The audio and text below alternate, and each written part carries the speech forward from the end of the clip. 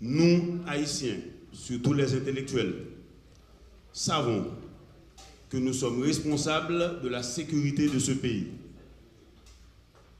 Nous sommes responsables de la gouvernance de ce pays. Nous savons que le problème fondamental de ce pays, c'est que ce pays n'est plus gouverné. L'État est capturé par des groupes mafieux et associé à une cabale de mondialistes internationaux. Et cette cabale internationale s'est accaparée de l'État haïtien, s'est substituée à l'État haïtien. Nous en sommes conscients. Et nous sommes conscients de notre responsabilité de relever l'État haïtien. Et nous, puisque les intellectuels ont la responsabilité de réfléchir,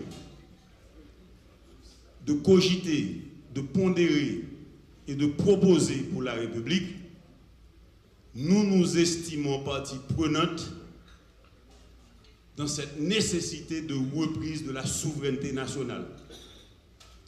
Nous estimons que ce pays, vieux de 222 ans, en l'an 222e de l'indépendance, selon la doctrine dessalinienne et le précurseur de l'indépendance, le généralissimo, gouverneur de la colonie, de l'ex-colonie de Saint-Domingue, Toussaint Louverture,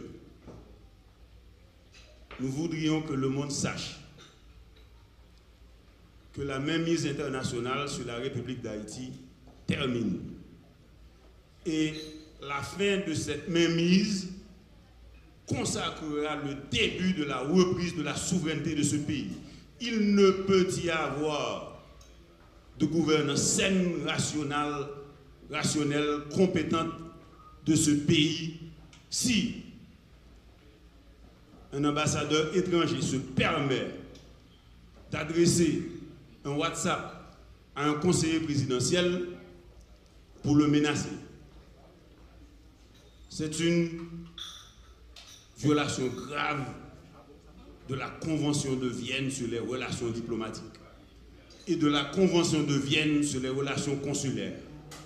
Nous, intellectuels haïtiens, sommes consternés par le traitement du conseiller président Fritz-Alphonse Jean.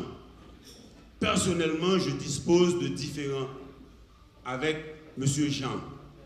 Cependant, il représente la présidence de cette grande nation. Haïti demeure le pays le plus important du 19e siècle. Donc, je voudrais rassurer les